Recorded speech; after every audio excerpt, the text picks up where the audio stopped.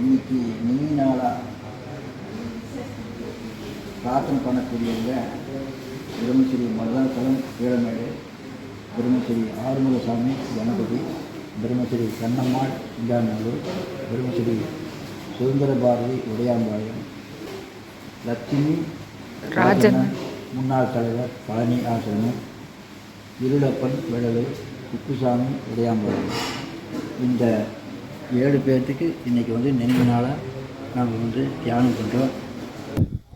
எல்லாத்துக்கும் ஆத்ம நமஸ்காரங்க. இன்று 22/2/2026 வெள்ளலூர் சிவானந்த பரமஹம்ச சித்தாசிரமம்.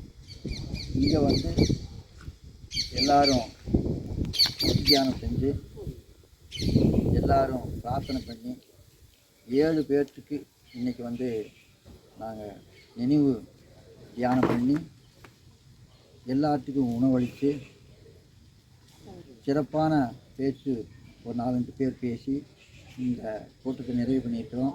எல்லாத்துக்கும் அன்னதானம் கொடுத்துருக்கோம். தொடர்ந்து ஒவ்வொரு மாதமும் அமாவாசைக்கு பின்னாடி வரக்கூடிய ஞாயிற்றுக்கிழமை இது தொடர்ந்து நடக்கும். அனைவரும் கலந்து வேண்டி விரும்பி கேட்டுக்கொண்டு நிறைவு செய்கிறேன். வணக்கம். இந்த வெள்ளலூர் சிவானந்த பரமேஸ்வரர் ஆசிரமத்தில் இந்த ஜீவசமாதி ஆனவங்களை நாங்கள் சமாதி பண்ணியிருக்கிறோம். அது நீங்கள்லாம் தெரிஞ்சுக்கிறவங்களுக்காக இப்போ இந்த வீடியோவில் காட்ட போகிறோம். பாருங்கள், நம்ம சிஎம் அருணாசலம் ஐயாவோட நினைவு மண்டபம் இங்கே வச்சுருக்கிறோம். சமாதி இங்கே தான் வச்சுருக்கிறோம். அது இல்லாமல் இங்கே தொடர்ந்து பயிற்சி எடுக்கிறவங்களுக்கு இங்கே சமாதி கொடுக்குறோம். அந்த மாதிரி கொடுக்கப்பட்ட சமாதிகள் 65. இந்த 65 சமாதிகளும் பாருங்கள், நாங்கள் இப்போ வீடியோவில் காட்டுறோம். நமஸ்காரங்க.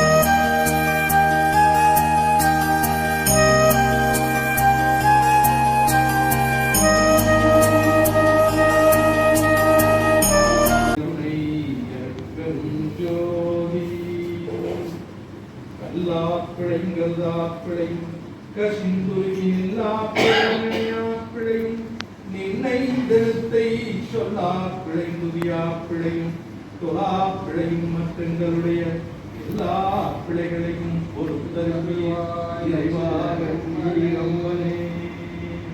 அருட்பெரும் ஜோதி ஜோதி தனிப்பெரும் கருணை அருட்பெரும் ஜோதி. அடுத்தபடியாக நமது தலைமை காரியாலயம் பழனி ஆசிரமத்தினுடைய செயலாளர் பிரம்மஸ்ரீ ஆனந்தகுமாரன் அவர்கள் ஒரு சிறிய உரை வழங்கி நமது இந்த நிர்வாகத்தினுடைய செயலாளராக இருந்து இங்கு செயல்படக்கூடிய பணிகளை ஒரு சில நிமிடங்கள் பேசி அடுத்தபடியாக ஏனைய அன்பர்கள் பேச வாய்ப்பு இருக்கிறது. இப்போ நான் சித்த விதையை பற்றி நம்ம பேசுறதை விட சுரேஷ் பிரம்மஸ்ரீ சுரேஷ் அவர் பாலக்காடு. அவர் ஆந்திராவில் போய் ஒரு ஸ்ரீகாக்குளம்னு ஒரு இடத்துல போய் விதையே இல்லாத இடத்துல ஒரு விதையை உருவாக்கி நிலையத்தை உருவாக்கி ஒரு 35 குடும்பம் கிட்டத்தட்ட 150 வித்தியார்த்திகளை ஒரு கிராமத்திலே சித்த வித்திய வித்தியார்த்திகளை உருவாக்கியிருக்காரு. நாங்கள் சமீபத்தில் ஒரு 4-5 மாதத்துக்கு முன்னாடி அங்கே போயிருந்தோம். அங்கே 2 நாள் தங்கியிருந்தோம். அப்போ அவங்களுடைய வைராக்கியம், அவங்களுடைய நம்ம சித்த வித்தை மேலே இருக்கிற பற்றை பார்த்து நாங்கள் ரொம்ப ஆச்சரியப்பட்டுட்டோம். நிறைய அனுபவங்கள் அவங்ககிட்ட. அதில் குறிப்பாக ராமராவுன்னு சொல்லி ராமராவுன்னு ஒரு வித்தியார்த்திகள் தான். அவர் பார்த்ததுலேயே எனக்கு தெரிஞ்சு போச்சு. அவர் ஒரு கர்மயோகி. நான் வாழும் காலத்திலேயே தன்னோட கடமைகளை, அதாவது கர்மாக்களை முடிச்சுட்டார். அவர் எந்த எல்லா சேவையும் செஞ்சுருக்காங்க, எதில் ஒட்டாமல் இருக்கார்.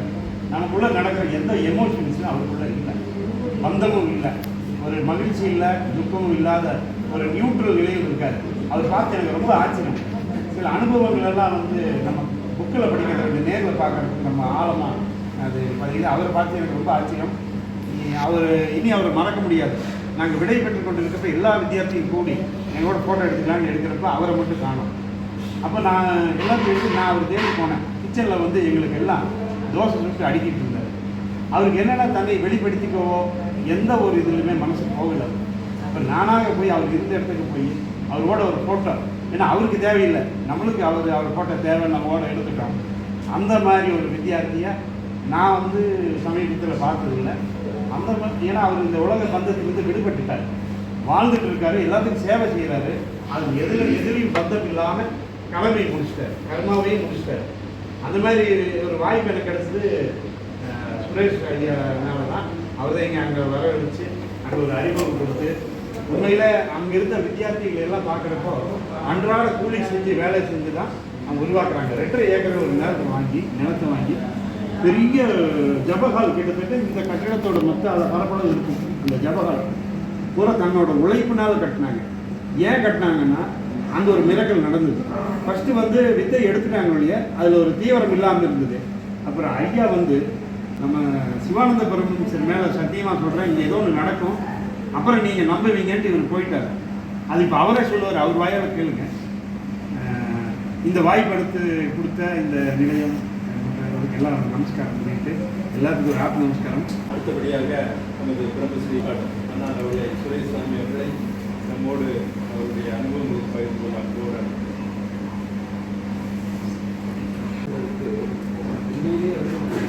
நடுங்கிட்டு இருக்குது. ஒரு ஆசிரியர்கள் நிறையா பேர் இருக்கும்போது ஒரு மாணவன் போய் அவங்களுக்கு நான் காசு சொல்லி கொடுக்குறேன்னா எப்படி இருக்கு, எனக்கு அப்படித்தான் தெரியும். ஏன்னா நீங்கள் இதே ஊறி வளர்ந்தவங்க ஒரு வேதாந்தத்தை பற்றியோ இல்லை ஒரு ஸ்லோகத்தையோ போனால் தமிழ் நான் மலையாளம் தான் படிச்சிருக்கேன்.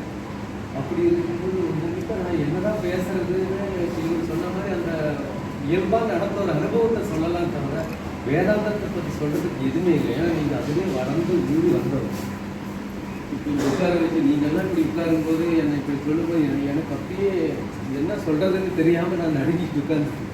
ஏன்னா இவ்வளோ வயசாக இருக்கிறா, பெரிய பெரிய ஞான நிலையில் இருக்கிறவங்க இங்கே இருக்கிறாங்க. இந்த ஊருக்கு வரும்போது இந்த ஊரை பேரை கேட்டபோது பாருங்கள், நம்மளுடைய வஸ்திரத்துக்கும் அந்த ஆசிரமத்தோட இதுக்கும் இந்த ஊருக்கு ஒரு சாமியை பாருங்கள். வெள்ளலூர் வெள்ளாடை போட்டு இருக்கிற நம்ம எல்லாரும் வெள்ளாடை போட்டிருக்கோம். அந்த ஊருக்கே பேர் வெள்ளலூர். அப்போ இன்னும் கொஞ்சம் மாத்திரம் வெள்ளாடை ஊருன்னு மாதிரியே இருக்கும் பாருங்க. அத்தனை பேர் இங்கே ஒரு காலகட்டத்தில் இது மிகப்பெரிய ஒரு இடமா மாறி இந்த ஊரோட பேர் மாதிரியே நம்மளோட வித்தியார்த்திகளுடைய அந்த வெள்ளம் இது உலகம் பூரா பரவற மாதிரி வரக்கூடிய ஒரு கேந்திரமாக இது மாறப்போகும். அதுக்கூட ஒரு தொடக்கம் தான் இப்படி கொஞ்சம் கொஞ்சமாக இது போயிட்டு.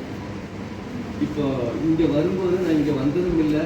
அப்போ சாமி எல்லா காலகட்டத்துலேயும் நம்ம கூடயே இருக்குன்றதுக்கு ஒரு சின்ன உதாரணம் பாருங்கள். நான் மங்களாபுரத்துலேருந்து ஒரு 10 மணி நேரம் பயணம் பண்ணி ராத்திரி கோயம்புத்தூர் வந்து இறங்கும்போது 7:30 மணி 8 மணி ஆகுதா.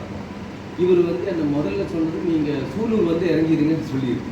சூலூரா சிங்காநல்லூரா ஒன்றும் தெரியாமல் கையில் 3 பேகும் வச்சு ரோட்டில் நிற்கும்போது யாருக்கிட்ட இவருக்கு ஃபோன் பண்ணுறதா, ஃபோன் எடுக்கணும்னா இப்படி கூட்டம், ஜனம் வேறு கூட்டம்.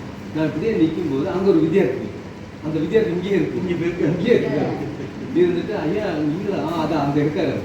அப்படி எனக்கு பஸ்ஸோட இடத்த சொல்லி கொடுத்து நீங்கள் பாருங்கள் எல்லா நிமிஷத்துலேயும் சாமி இருக்குன்னு இப்போ நான் சொன்னால் கூட உங்களுக்கு ஒரு கதையாக அவர் அங்கேயே இருக்கார். அவர் அந்த பஸ் ஸ்டாப்பில் நின்றுட்டு நீங்கள் இந்த இடத்துல இருந்து தான் பஸ் ஏறணும், நீங்கள் அந்த என்ன ஊர் அது இல்லை நம்ம இறங்கணும் சிங்காநல்லூர் போய் இறங்கினா போதும், நீங்கள் சூலூர் போக வேண்டியதில்லைன்னு சொல்லி எனக்கு பஸ்ஸு சொல்லி கொடுத்துட்டு இந்த நேரத்தில் பஸ்ஸு கூட்டமாக இருக்கும் அப்படின்னு சொன்னாங்க. நான் 2 வண்டி விட்டு பார்த்தேன். ஜனம் கொஞ்சம் குறைஞ்ச வண்டியில் இறங்கும், எல்லாம் ஃபுட் ட்ரெஸ்ஸில் வேறு ஆள் தொங்கிட்டு நிற்குது அந்த வேலையை விட்டு போகிற நேரம். என்கிட்ட 3 பேக். நான் வண்டியில் ஏறதுமே ஒருத்தர் ஏந்திரிச்சு ஐயா உட்காருங்கன்னு சீட்டு கொடுப்பேன். அப்படியே உட்காந்து அங்கே போய் இறங்குறதும் நான் வந்து கூட்டிட்டு. அப்போது ஒவ்வொரு நொடியும் சாமி அங்கே கூட நிற்குதுன்னு பாருங்கள். இப்போ அவர் இல்லைன்னா நான் சூலூர் போனால் எவ்வளோ கஷ்டமாக இருக்குது. இல்லை இவருக்கு ஃபோன் பண்ணி கேட்டு அந்த டைமில் தான். அப்போ அந்த இடத்துலையே வந்து நீ இந்த பக்கம் போ அந்த பக்கம் போன்னு ஒரு டிராஃபிக் மாதிரி அவர் சொல்லி விட்டுறாரு பாருங்க. அப்போ சாமி இப்படியே நம்ம அவர் மேலே வச்சிருக்கிற பக்தி அவர் எப்போவுமே நம்ம கூட இருக்கு. ஒரு கொஞ்ச காலம் முன்னாடி சாமியோட பிரைவேட் செக்ரட்டரி வீட்டில் அவர் சமாதிக்கு முன்னாடி அவர் வீட்டுக்கு நான் போயிருந்தேன். குஞ்சிகிருஷ்ணன் சொல்லி சாமியோட பிரைவேட் செக்ரட்டரி நடவடிக்கை கிரமம் எழுதினவர் சுந்தராட்டனுடைய எல்லாம் அப்பா. அப்போ அவர் சமாதிக்கு 1 வருஷம் 2 வருஷம் முன்னாடி நல்லா தான் இருந்தார். அப்புறம் எந்த ஒரு நோய் வாய்ப்பு இல்லாமல் நல்ல ஒரு சமாதி அவர். சாமி கூடயே நடந்தவர். சென்னையிலலாம் அந்த எலக்ட்ரிசிட்டியில் சாமி பிடிக்கும்போது அவர் கூட இருந்திருக்கு. ஜிஹெச் ஆஸ்பத்திரியில் அந்த பேய் வார்டில் படுக்கும்போது அவர் கூட இருந்திருக்கு. இந்த சரித்திரமெல்லாம் எங்கிட்ட அவர் கூட இருந்து சாமி கூட நடந்த அனுபவத்தையெல்லாம் சொல்லியிருக்கு. நான் அதுக்காகவே வேலையை ரிசைன் பண்ணி சுற்றிட்டு இருந்தது அப்போ அந்த காலகட்டத்தில். அப்போ ஒரு விஷயம் சொன்னார். அதாவது சாமி வந்து சென்னைக்கு கூப்பிடும்போது அந்த அம்மா வந்து ப்ரெக்னெண்ட்டாக இருக்குது, நிற வயிற்றோடு இருக்குது. இவர் சாமிகிட்டே வாடா போகலான்னு இவர் புறப்பட நிற்கிது. அப்போ எவ்வளோ ஒரு சொந்தம் மனைவி வந்து ப்ரெக்னெண்ட்டாக இருக்குது, இவர் பார்க்கறதுக்கு வேறு யாரும் கிடையாது. சாமி கூப்பிட்டதுமே அப்படி கிளம்புறாரு. அப்படி புறப்படும்போது அவங்களுக்கு தென்னை மரம் தான் வருமானம் சாப்பாட்டுக்கு. அப்போ அந்த இடத்துல இருக்கிற அத்தனை தென்னை மரத்துலேயும் அந்த குறும்பை வரும்போதே பெருச்சாவி வந்து கடிச்சு கீழே போட்டுருக்கு. இவருக்கு அது விஷம் வைக்கிறதுக்கு சித்த வித்தியார்த்தி சாமி பிரைவேட் செக்ரட்டரி கூடு வச்சோ விஷம் வச்சோ கொல்றதுக்கும் மனசு வரல. அப்போ இந்த கம்ப்ளைண்ட் சாமிகிட்டேயே போய் சொல்லுது, ஐயா நாங்கள் இந்த தென்னை மரத்தை வச்சு தான் வாழ்வாதாரம் நடத்திட்டு இருக்குது, இது எல்லாம் பெருச்சாவி குறும்பு வர்றதுலேயே கடிச்சு கீழே போட்டுருக்குது சாமி, என்ன பண்ணுறது? அப்போ சாமி இப்படியே யோசிச்சு, ஏன்னா அதுக்கும் வாழ வேண்டாமா அப்படின்னு கேட்டு, ஆமாம் அது என்ன பண்ணணும், அந்த ஏதாவது ஒரு தென்னை மரம் அதுக்கு விட்டுரு அப்படின்ட்டாங்க. அப்புறம் இவர் சரி சாமி நாங்கள் அந்த தெற்கு பாகத்தை மரத்தை நாங்கள் தேங்க போட மாட்டோம், அதில் இருந்து அந்த மரத்தில் மட்டும்தான் அந்த பெருச்சாழி கடிக்கும் தவிர வேற எந்த மரத்துலையும் கடிச்சு அவர் என்ன கையை பிடிச்சி அந்த மரத்தை தொட்டு காட்டுறேன். நான் அதை கண்ணால் பார்த்துட்டு அந்த மரத்தை போய் அப்போ சாமி சொல்லிட்டு அவர் சொல்கிறார், பெருச்சாழி பூனை நாயெல்லாம் சாமி சொல்கிறது கேட்க மனுஷன் தான் கேட்க மாட்டேங்க அப்படின்னு சொல்கிறார். அப்போ அண்ணா சொன்ன மாதிரி இந்த ஆசிரமம் அங்கே உருவாக்கும் போது கிட்டத்தட்ட ஒரு 16 வருஷம் நீங்கள்லாம் பார்த்துருக்கு. வடகரை போனவங்க ஒரு 100-150 பேர் இருக்குவாங்க.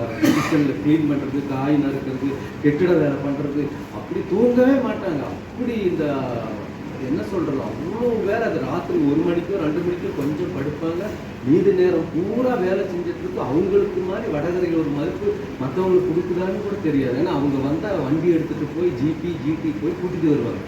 கொண்டு விடும்போது பஞ்சாமிர்தம் ஃபுட்டு வாழைப்பழம் எல்லாம் ஆக்கி அங்கே கொண்டு விட்டுருவாங்க. அப்படி 16 வருஷம். முதல்ல வரும்போது நான் கோயம்புத்தூர் வந்து அவங்கள கூட்டி நம்ம வீட்டில் கூட்டிகிட்டு போய் அப்போ 20 பேர் 30 பேர், அப்புறம் 100-150 அனுப்புறது நமக்கே அது கண்ட்ரோல் பண்ண முடியாமல் அவங்க டைரெக்டாக வடகரை போயிட்டு இருந்தாங்க.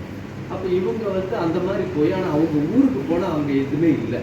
இந்த ஒரு வருஷத்தில் ஒரு 10 நாள் தான் கூலி வேலைக்கு போய் ஒரு உண்டி மாதிரி வச்சுட்டு அதில் 10-100 போட்டு ஒவ்வொருத்தரும் கூலி வேலை செய்கிறோம். 25,000-30,000 அங்கே டொனேஷன் இப்படி கொடுத்து இந்த சேவை. அப்போ நான் ஒரு நாள் அங்கே போய் அங்கே பொங்கல் டைமில் போயிட்டு அவங்ககிட்ட பேசுகிறேன்.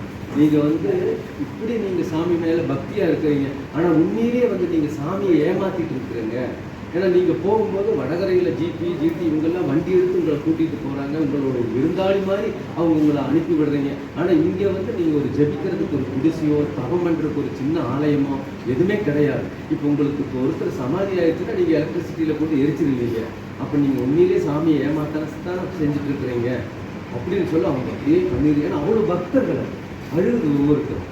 அப்போ இப்படி இருக்குது. நீங்கள் எத்தனை 150 பேர் இருக்கிறீங்க, ஒருத்தராவது ஒரு 5 சென்ட் இடம் அதில் வந்து நம்ம சாமி வந்து நமக்கு சொல்லியிருக்கிறது நம்ம ஜெபிச்சு அதன்படி வாழ்க்கை முழுசாக அடைஞ்சால் தானே சாமியோட சீடர்களாக இருக்க முடியும். இல்லாமல் நம்ம இந்த மாதிரி வெள்ளை போட்டு தாடி போட்டு வாழ்ந்துட்டு கடைசியில் நம்மளை எங்கேயாவது போட்டு சுடுகாட்டில் போனால் நம்ம வாழ்ந்ததுன்னு என்ன பிரயோஜனம்? ஊரை எதிர்த்து நம்ம சொந்த பந்தத்தை எதிர்த்து இப்படி வாழ்ந்துட்டு நம்மளை கடைசியில் தூக்கி எங்கேயாவது போட்டால் நம்ம என்ன ஆகுது?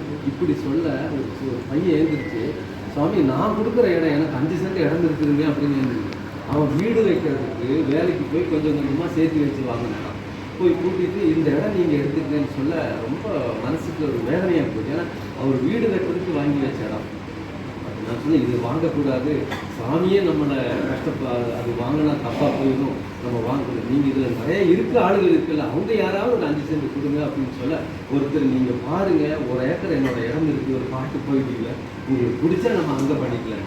1 ஏக்கர் இடம் 5 சென்ட் போய் 1 ஏக்கர் ஆகுது. அங்கே போய் பார்த்தா சுற்றியும் காடு, யூகாலிப்ஸ் மரம் அப்படியே காடாக கிடக்குது. அதில் 1 ஏக்கர்.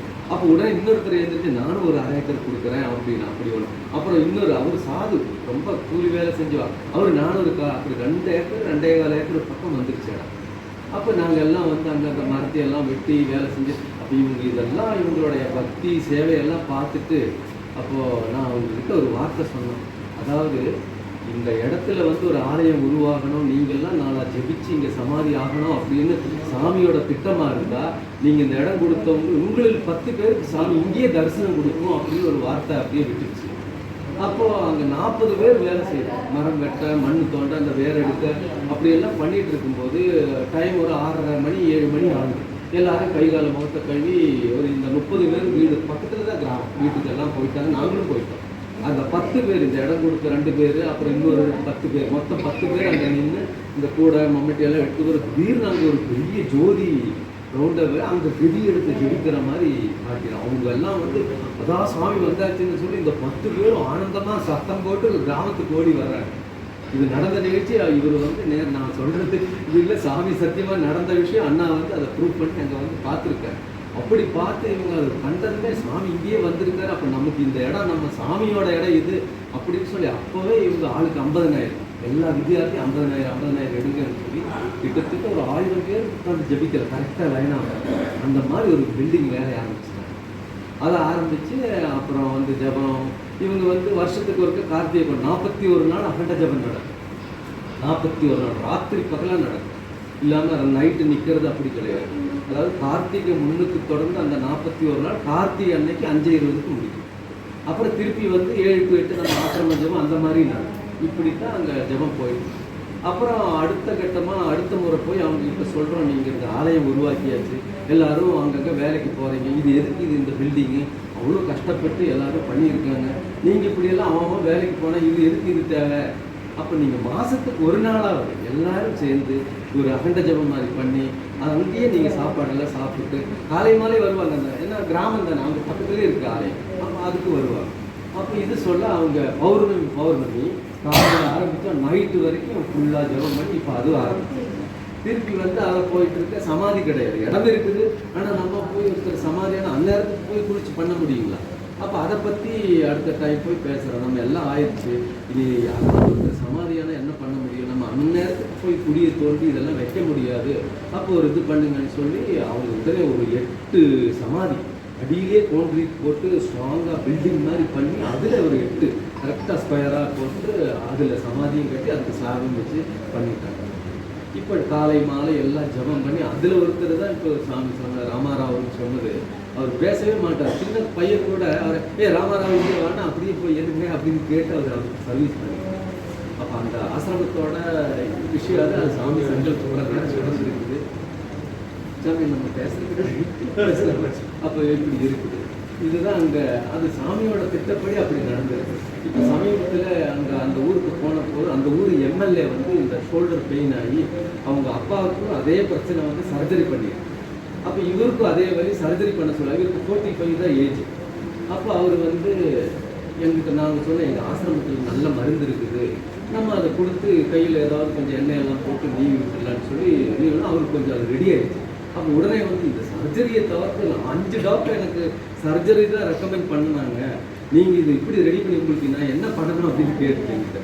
அப்போ நான் அந்த மினிஸ்டர் வந்து சிவில் ஏவியேஷன் மினிஸ்டர் இருக்குது, நான் ராம்மோகன் நாயக் சொல்லி சென்ட்ரல் இந்த பிளைன் இதெல்லாம் இருக்குது அதோட மினிஸ்டர், அவரை நீங்கள் என்னை கூட்டிகிட்டு போய் பார்க்க வைங்க. உடனே இவர் அப்போவே கூட்டிகிட்டு போய் அன்றைக்கி அங்கே இருக்கார், கூட்டிகிட்டு போய் ஏற்கனவே அவர் எனக்கு அறிமுகம் இருக்குது. ஏன்னா அவர் ரொம்ப அன்றைக்கி மினிஸ்டர் இல்லை, எம்பி. இப்போ மினிஸ்டர்னும் போது ரொம்ப பிஸி ஆகிடுச்சு, அதனால பார்க்குறதுக்கு கஷ்டம். இவர் உடனே கூட்டிகிட்டு போய் நேரடியாக அப்படியே கூட்டிகிட்டு போயிடுச்சு. அப்போ அவர் பார்த்ததும் இந்த மாதிரி இவங்க ஆசிரமத்துக்கு உடனே ஒரு 2 லட்சம் கொடுத்துருங்க, அவர் காரில் அவர் பிஸியாக வெளியில் போகிறார், உடனே கொடுத்துருங்க, மீதி வந்து நீங்கள் அங்கே போய் என்கொயரி பண்ணி என்ன வேணுமோ செஞ்சு கொடுத்துருங்கன்னு போகிறது. அப்போது அடுத்தடுத்த கட்டம் இப்போ நடக்குது பாரு. இனி வந்து யாராவது போனால் தங்குறதுக்கு ஒரு ரூமு, அன்னதானத்துக்கு ஒரு அமௌண்ட், இப்போ அவங்க நினச்சா எவ்வளோ இருக்குது, அவங்களுக்கு ஒரு சின்ன அமௌண்ட் தான் அதெல்லாம். இப்போ அடுத்து இங்கே முடிச்சுட்டு அங்கே போனது, அப்போ அவங்களோட லைன் வரைக்கும் வந்து நிற்குது பாருங்க. உன்னதமான ஒரு நிலைக்கு சாமியோட அல்லாத சென்றடையணும்னு வேண்டி விரும்பி கேட்டுக்கொண்டு, அடுத்தபடியாக நமது குளத்தூர் ஆசிரமத்தினுடைய நிர்வாகி பாலன் அவர்கள் ஒரு நன்றியுரையோடு ஒரு ஜோதி வழிபாடு பாடுவார்.